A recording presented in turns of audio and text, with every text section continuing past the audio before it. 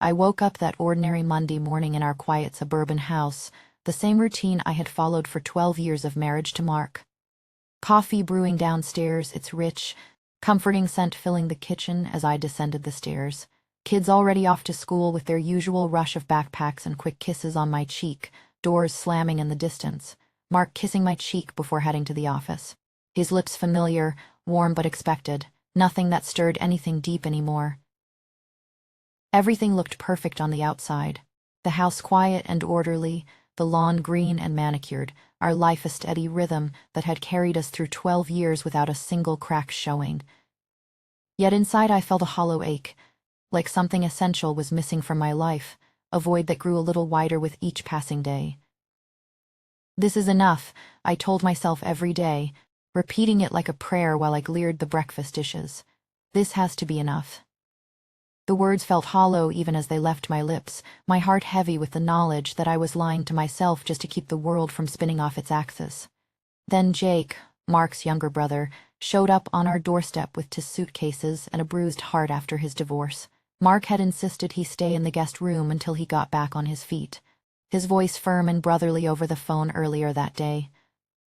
The moment Jake stepped inside, the air in our home shifted, but I felt it in my bones the way the light seemed to change, the way the silence between us stretched just a little.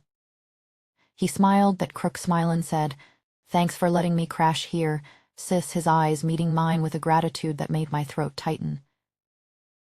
Spatial proximity was immediate. His room right down the hall from ours, the guest room door only a few steps from our bedroom, making the house feel suddenly intimate in ways it never had before.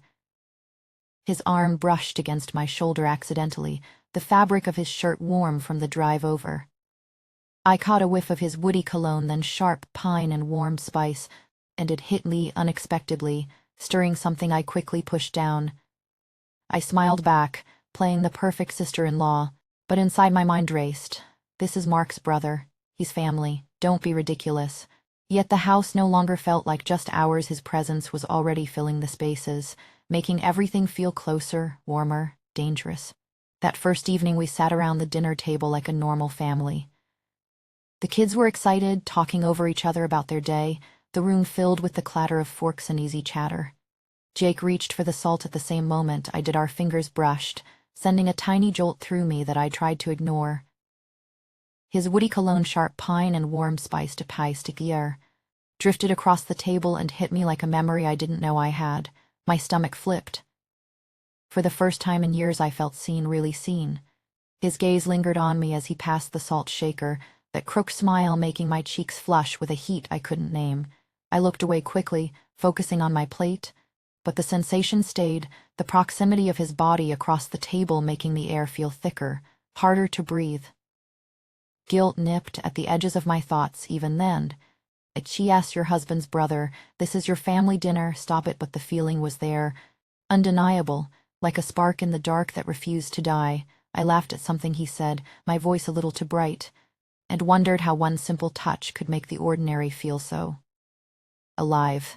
And as the meal continued, with his knee accidentally brushing mine under the table once, I knew deep down that this ordinary Monday had just become something else entirely, something I wasn't sure I could walk away from unchanged.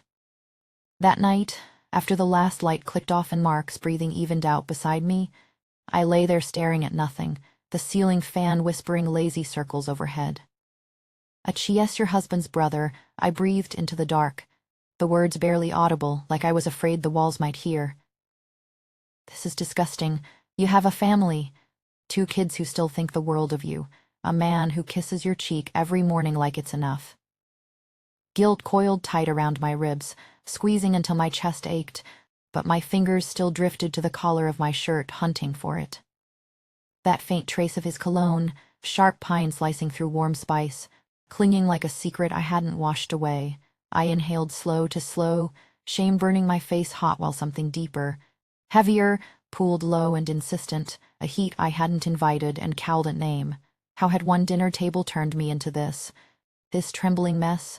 Mark shifted in his sleep, his familiar arm brushing mine, and I froze, torn between pulling closer to what was safe and the way my mind kept slipping down the hall to that guest room door, imagining Jake restless too, maybe thinking of that same accidental brush of fingers. Stop. This is wrong, the kind of wrong that could unravel 12 years in a single breath. Yet the scent wouldn't leave me, wrapping tighter, pulling me under like warm water. I was too tired to fight. I squeezed my eyes shut, whispering the prayer again. This has to be enough. But the ache only deepened, stubborn and alive in the quiet.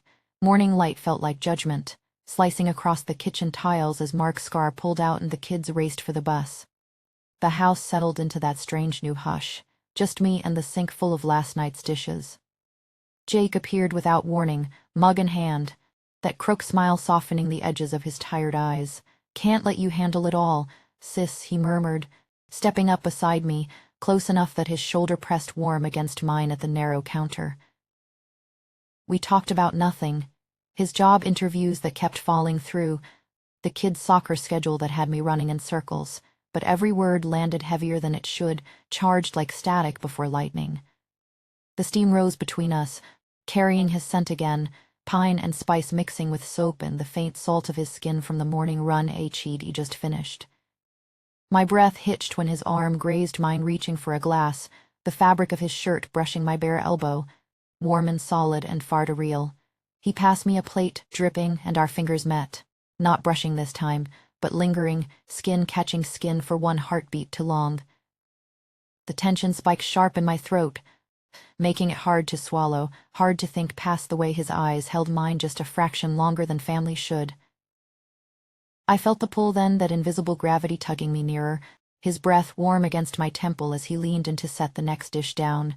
My pulse thrummed loud in my ears, drowning out the water running, and for one dizzy second I wondered if he could hear it too, if he felt the same dangerous electricity humming between us. I should step back. "I need to," the thought screamed, but my feet stayed planted, drawn by the almost of it all. His hand an inch from mine on the counter's edge, the heat of him bleeding through the thin space that still pretended to be safe. Then the back door flew open with a bang. The kids tumbling in from the yard, voices high and hungry. "Mom, snacks. We're starving out there." I yanked my hand away like it had brushed flame, heart slamming so hard I felt it in my teeth. Cheeks flooding with a flush, I prayed they wouldn't notice. "Coming, loves," I called. Voice to bright, to steady, while Jake eased back with that easy smile, but I caught the brief tighten in his jaw, the way his eyes flicked to mine once more before he turned. Mark's text buzzed in my pocket right then. "Running late again, don't wait up." I grabbed the laundry basket like a lifeline, hauling it downstairs into the cool dim of the basement, telling myself the burn on my face was only the hot water from the sink, nothing more. Just steam and silly thoughts, proximity broken. For now, yet as I sorted shirts in the quiet, his cologne still faint on my sleeve from that almost touch, the ache settled deeper, patient and humming, waiting for the next time the house emptied and the air shifted again. The house had slipped into that deep quiet by midnight, the kind where every small sound felt like it carried weight it shouldn't. I couldn't sleep, the sheets twisting around my legs like they knew the restlessness churning inside me, so I eased out of bed, careful not to wake Mark, and made my way downstairs, the stairs creaking softly under my feet as if whispering warnings I chose to ignore. The kitchen light was already on low, casting long shadows across the tiles, and the old radio hummed in the corner with that familiar static edge. "Can't Help Falling in Love" played faint and slow, the melody wrapping around the room like an invitation I hadn't asked for. The deep red catching the light like a warning I ignored, and sat at the table just as Jake came in from the hall, his silhouette filling the doorway for a heartbeat before he stepped closer, rubbing the back of his neck like sleep had been dodging him too. He didn't say much at first, just grabbed the bottle and poured his own glass, the liquid lugging softly, sliding into the chair across from me. But the space between us felt charged, alive in a way that made the wooden table seem to narrow for safety. His knee found mine under it, brushing light at first, then staying pressed, the warmth seeping through the thin fabric like a secret neither of us was ready to acknowledge. We talked then, voices low and careful, about the ordinary things that curved into personal territory without either of us steering. His job hunt that kept dragging him under, the empty nights since the divorce that left him staring at ceilings just like mine refused to let me rest. His admission hung there between us, raw and honest. How the loneliness had settled deep in his bones, making the days feel endless and the nights even longer. My heart picked up its pace, racing against the song's steady thump, and for the first time in what felt like forever, I felt truly seen, the kind of scene that twisted guilt sharp and sudden through my chest. This is wrong, the thought sliced in, fingers tightening around the glass stem until my knuckles paled. He's Mark's brother, family sharing this roof, and here I am letting the air thicken with something I have no right to feel. But every time he laughed, that low rumble vibrating through the quiet kitchen, his hand would reach out across the table, the touch sending a sharp jolt up my arm that lingered warm and insistent like a burn I had no business wanting to hold on to. "Stop this now," the voice urged, fierce, betrayal tasting bitter on my tongue even as the wine warmed my veins, yet I couldn't pull away. Not when his eyes locked on mine a fraction longer, and the radio kept crooning those dangerous words about falling.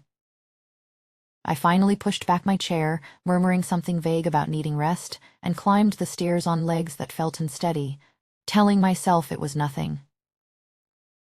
Just late-night talk and one glass too many. The ache would fade with the morning light like it always had before. Unsuspecting breaths, the memory of that knee pressed close and the wrist touch played over and over, refusing to fade into the dark. 2 days blurred by in a haze of normalcy that felt thinner with each passing hour, the undercurrent between us shifting stronger, pulling at the quiet moments like gravity I couldn't fight. Mark was locked away at the office with a deadline breathing down his neck, the kids carted off to soccer practice with their usual chaos, leaving the house empty and echoing in a way that felt dangerously like an opening. The basement laundry waited like it always did, the cool, dim space a contrast to the heat that had started building low in my belly as I descended the stairs and began sorting through the piles, hands moving on autopilot through shirts and towels. Jake appeared at the bottom of the stairs without a sound that announced him, basket balanced on one hip, offering to help with that casual shrug that made the whole thing seem utterly innocent. We stood side by side at the folding table, the dryer humming its monotonous rhythm in the background, conversation starting light and safe. But the proximity was higher now, closer than the kitchen sink had been, the air thicker with unspoken things, and his hand reached past me for the next towel from the stack, grazing the small of my back as he did, and this time it didn't pull back quick like before. The touch lingered, his palm pressing warm and solid through my thin shirt, sending a slow, deliberate wave of heat radiating outward from that single point of contact. I rationalized it in a rush. We're just family lending hands with the chores, practical help in a busy house, nothing that crossed any line. But my body betrayed the words completely, my breath catching shallow in my throat as the proximity pressed in tighter, his scent flooding the space again, that woody pine and warm spice now laced with the faint, clean sweat of his day. The internal war raged hotter than ever. This raises the cost, I thought frantically. Mark could text any second or the kids burst in early from practice. Yet the justification woven smooth and tempting. It's only helping each other through the ordinary, right? Just family pulling together when needed. The almost stretched out longer this time, his fingers hovering as if tracing higher without quite doing it, my skin coming alive and traitorous lie aware under the fabric, the ache from those midnight moments flaring brighter, hungrier for what I knew I shouldn't crave. I folded another shirt slower than necessary, pulse pounding loud in my ears, wondering if he could sense the tremor in the air between our bodies. And as he leaned in a little more to reach the last stack on the shelf, his breath ghosted warm and close against the curve of my neck, near enough that one tiny shift, one unguarded second, could unravel the fragile hold I still had on everything I was supposed to protect. I yanked my body away from that lingering touch as if it had scorched me, my heart hammering wildly against my ribs like it wanted to escape the betrayal unfolding in the dim basement light. "I think I heard the phone," I stammered, the words tumbling out too fast, too shaky, as I bolted up the stairs on legs that threatened to give way beneath me. Guilt crashed over me then, cold and unrelenting like a sudden downpour that left me drenched and shivering in the upstairs hallway, back pressed against the closed door while light tried to catch my breath. Tried to convince myself it was still nothing, just an innocent helping hand that had strayed too far. He was Mark's brother, for heaven's sake. The man who'd come here broken from his divorce, the one I was supposed to support like family, not feel this magnetic pull toward that made every inch of space between us feel alive with dangerous possibility. Yet the pull refused to fade. An hour later, after the kids had been fed and the evening had settled into a deceptive quiet, we found ourselves back in the living room, shoulder to shoulder on the couch as some old movie flickered across the screen. The distant side force hadn't broken anything, if anything. It had intensified the baseline, made the proximity feel heavier, more charged.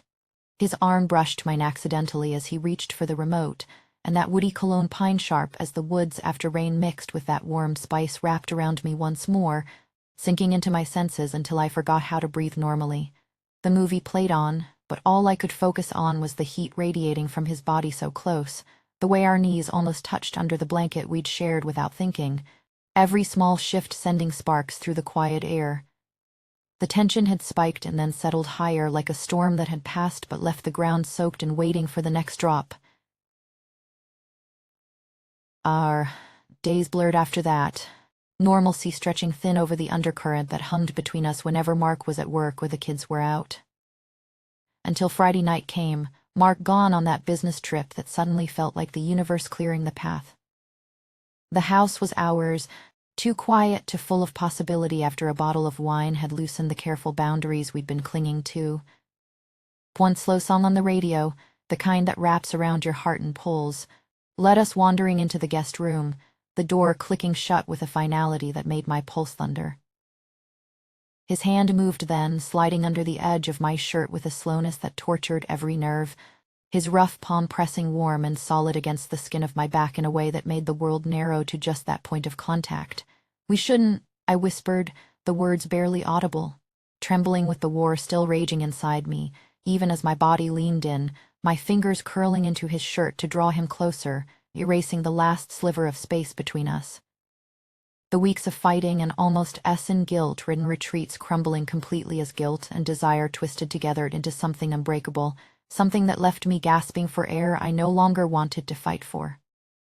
Morning light filtered into soon the next day, the house looking deceptively unchanged, kids' laughter echoing from the kitchen, Mark's voice on the phone promising he'd be home by evening, the routine clicking back into place like nothing had shattered, but everything had.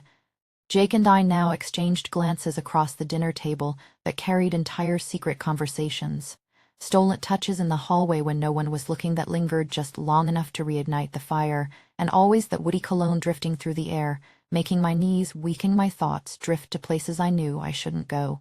I live with the guilt every single day now, a constant companion that twists in my chest during the quiet moments, reminding me of the line I crossed with my husband's brother, yet the ecstasy of what we unleashed keeps pulling me back into those hidden moments, the ache deeper than before.